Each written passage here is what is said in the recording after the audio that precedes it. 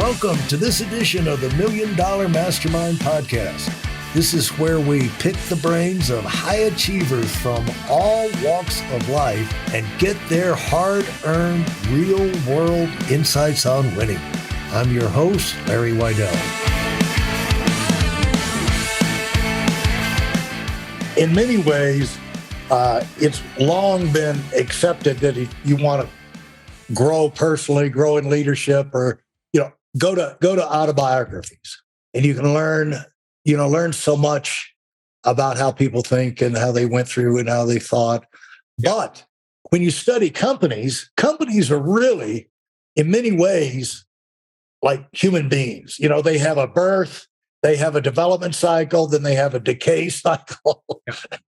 And you can, then they divide up and then they go together again and then launch. Yeah. And so there's a lot of human interest. If you look at them as entities, not as these big blobs of concrete or, glacier ice mountains moving back and forth, but actually there's humanity behind the scenes. Yeah, I know that it was always fun for me to go to New York and go into the see the CEOs, and people that were number one, that like one time Sandy Weil was in charge of Citi and most powerful guy in the world. He goes to Japan, he goes to China, and he told me, he said, I walk in and you walk in, it's scary. Nobody's around, this huge building. Yeah. Go into this big hall and you walk down this hallway. Nobody's there. Don't see anybody. Then you walk into this room, massive high ceilings, and there's two chairs and a table with a plant, and there's a microphone inside the plant, and that's where the translator is. You put these plugs on. He said, you're talking to the head of China, whoever, president or whatever his title was at the time. Yeah. And, but then to hear him talk about it on a human level, or to see them when they're going through tough times, they've got disasters and they're sitting in there just like we would, in our, as a family situation, as your business situation is like, at the top of these things is human beings, and they're making decisions and following principles. And there's patterns, like you say, there's not only patterns in business, patterns in thought. Yeah. And this is where people don't, where you get into understanding culture of a company and everything. It has to do with how they go about, how they think, how they decide, what they put value on. And when you study companies, you can learn a lot. It sounds like you were learning a lot as you went. Yeah, I did. And I'm an avid reader. I love reading books. I've read hundreds and hundreds of business books and, wrote one myself and just been around it. I'm just, it's just been kind of a nerd around business. I love it. I do love studying companies, and I'm always trying to, get better, like anyone trying to, self-improve. And what other than, have you found that you learned a lot of things, other areas of your life that you could use these principles in, that allowed you to be successful in other areas outside of the business, just because you had the thinking, you had the patterns down, and you knew how to sort through opportunities and make the best choices?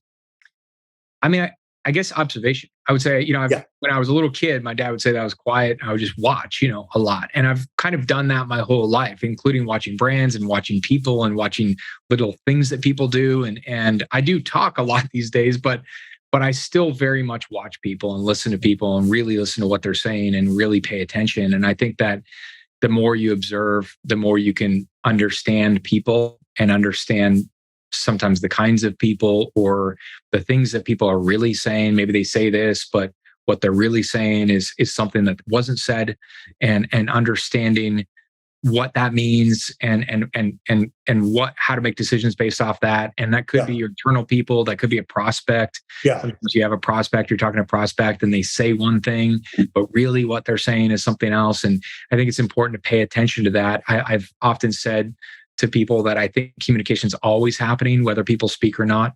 Right. And I think it's important to be able to pay attention to the communication that's always happening.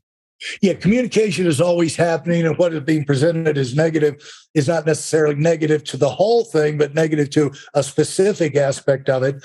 And I learned from the guy who trained me in business, Bullet Bob Turley, was a pitcher with the Yankees before he went into business. Wow. And he's very shrewd.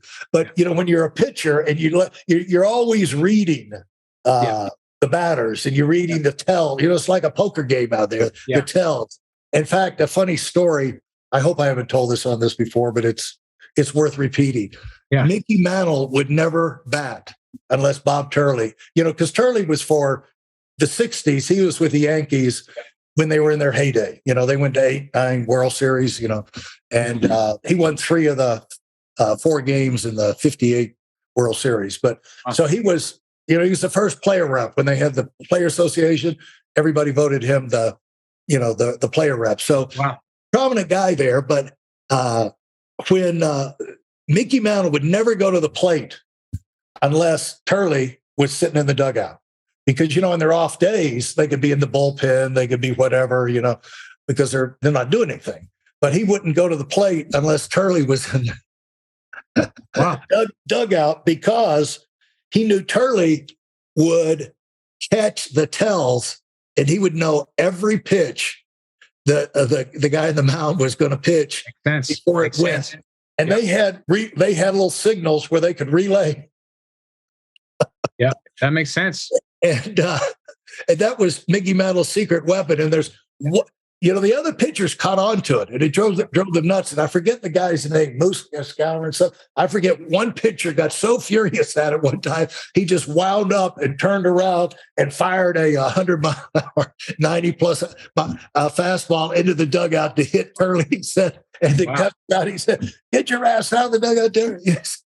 Let me pitch." But being able to recognize tells, pay attention. Don't just take things at face value. But Turley taught me that, if you're ask someone their opinion, and the guy's an attorney, at least have enough brains to say, this is an attorney with attorney's filters giving me his opinion.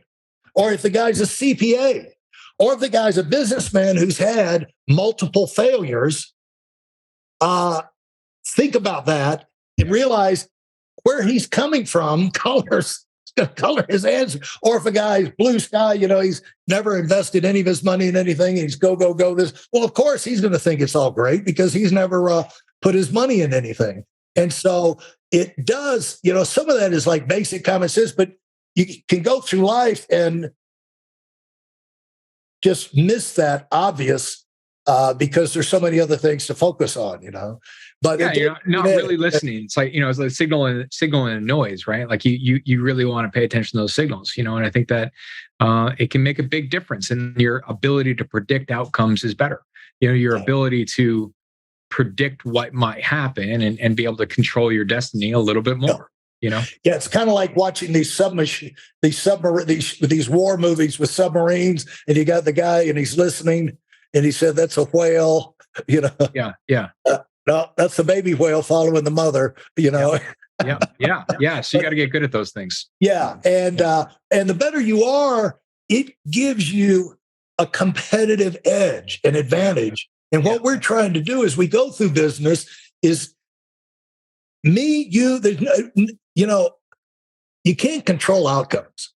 Even George Soros can't control outcomes. Giving money to things, and so they can heavily influence it, but they're going to have better odds than we are. But the thing is that everything is unpredictable. You're never guaranteed a success, but you can stack the odds in your favor. You can make it almost inevitable. And having those advantages, being able to notice what's happening, and so much business is done on the fly. And so that's why when you're trained, you're tuned into these things, you're picking up, like you say, you're moving, always on the move. It's always communicating. But in all of these levels of communication, like 6 or 7 conversations going on in 15 minutes, you could be picking up things in there that everybody else in the room, they'll never know. Missed. Yeah. Just because you're just, dialed into it, and competitive advantage. And so as you go out there, give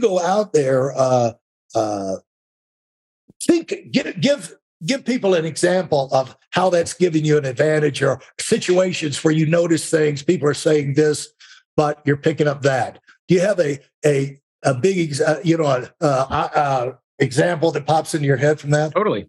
So we do a lot of sales. We're B2B, right? So we sell. Richter works with many of the largest companies in the world, largest B2B companies in the world, and sometimes those are complex sales. So we're dealing with people of all levels and things like that we're selling to large Fortune 500 companies, and in those sales that we're working on, in those pitches and things like that, you could have somebody who maybe isn't the final person that's going to sign a contract, right, whatever. And so when you're selling, it could be that they say something that, it sounds like the thing that needs to get handled. right. It sounds like the objection, if you will, or it sounds like the problem. But we call it a red herring. I don't know where we got that. We just kind of made it up, I guess, years ago. But we call it red herring. It's it's sort of like a decoy or a wrong indication. And usually in that scenario, there's an unspoken thought or unspoken consideration or something that just needs to get uncovered, both for them and for you. And when you can hear when you can hear the unspoken communication, and you have an indication of, or you have an idea of like what that thing is, then you can go ahead and tell them, hey, listen, no problem on the other thing. Like, okay, you can handle the other thing, but then a lot of salespeople will actually go and try and handle that thing that was said. Yeah. But the reality is that when you can hear the other thing, you can go in and say, I just want to put this out there and say, if this is an issue, or if this is something, or perhaps maybe also blah. And then once they say it, you can now handle it, right? Now you can address it and actually move the ball forward. And it's very important because it can hang up a deal. It can hang up any deal at any time, and then the deal gets stalled and it's not moving. And so that's one of those things where it's like, you have to sort of pay attention to what they said and what they didn't say. And it's important because, the sale only matters because you're trying to get an outcome for a customer. So it allows you to do the thing that you're trying to do for them, which is solving their problem, and doing a good thing for your company. But it can't happen unless you get good at doing that. Yeah. And it's basically finding what's buried, and maybe they're not aware of it, Right. Maybe they don't want to bring it up. Maybe they brought it up before and it turned into a nightmare and they just kind of hang back. But whatever there's always a main issue. As we go through life and we run into problems, there's always a main issue. Yeah. And in business, it's usually money. And I don't want to, you hear all kind of excuses, but if you have a problem with people, usually it comes down to money. Yeah, and some capacity. Some variation of that. The company's not making enough money, or I'm not making enough. The clients were overcharging the clients, or something like that. Comes into money. So it's usually pretty easy to trace down what's wrong here, and what keeps them from making when it comes to making a change, though, in who they're doing business with or whatever. What you have is entrenched patterns. And like, if you get here's one thing, like if you go into a big corporation and you need to like change their operating system, and they've got millions of clients and they've got big data, they got servers everywhere, and you're going to go in and talk to them about like it's really outdated. You know what I'm saying? You prop this sucker, this jalopy of a computer's operation up for too long. But you know who's going to give you the resistance if you go in there and try to make the guys that are close to retirement? Yeah, they do not, and they're never going to bring it up. But they're going to say, they're going to have like here. Well, that's a lot of money there. They're going to be throwing this, like you say, red herrings. Right. Look at this. Right. Look at that. But the main thing is they don't want to have to do the work. 100%. They want to ride it out as smooth to retirement as possible. Yeah. But that's an example of that. Would you agree? I agree for sure. And so when you go into dealing with, when companies deal with Richter, I see, you've got what is the main thing you do? When you have holding companies, you have things like that. You have your main, and then you have things that are support, or maybe newer, smaller, but they're growing more. So what would you say is the main things you're doing right now? Why would people do business with Richter? We exist to support revenue growth for companies that are within their B2B sales journey. So when you think about pre-sales and sales and training and customer experience, and you kind of look at those from a quadrant standpoint, we have something we call the quadrant strategy. There's gaps and there's challenges within each one of those quadrants that, if they were handled and fixed, it would improve the revenue. Give me an example. Typically, you go and you start with a company. Give me an example. Example would be a large company like, let's say, AT&T or IBM, and they're needing to train their sales force on a repeatable model on exactly how something is done. And they've got, obviously, Pareto's law. You have the 80 and 20, right? 20% is doing really, really well. So it would be important to look at what the 20% are doing, how they're doing it, dissect it, turn it into sort of Lego instruction level simplicity, where you can build a repeatable model so the rest of the team can sort of increase their performance. Yeah. And so when you identify, why don't companies, what do you see? What's the biggest reason when you go into companies and you get some obvious thing like that? Why can't they figure it out? Why haven't they figured it out? Well, I have my own ideas, but I want to hear you say. Yeah. I mean, look, these are really big companies, and there's a lot of different sort of units within those big companies. Thank you. So, Thank you. Yeah. They don't even really know each other. And it's like these problems sometimes are happening simultaneously, and they do have a lot of talent in-house. Right. But a lot of the people that they have in-house are up to their eyeballs doing whatever they do. And they have creative talent, different things like that. But sometimes, the Malcolm Gladwell 10,000 hours type thing. You put in 10,000 hours in Outliers, and he talks about that. And I think there's a lot of truth to that. For us, the lane that we stay in is this exact thing. So when we look at enterprise B2B sales, we put in the 10,000 hours. We know this space really, really well. And sometimes it's easier to give it to a company like Richter and say, you guys live and breathe this all the time.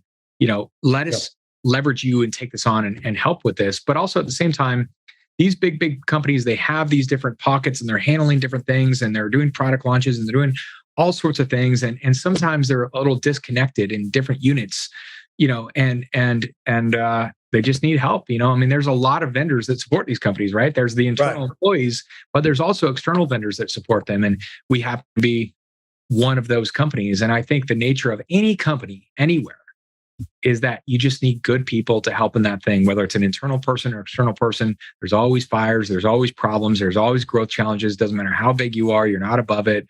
The difference between a large company and a small company is that with large companies, they've already scaled. Small companies are always talking about how to scale.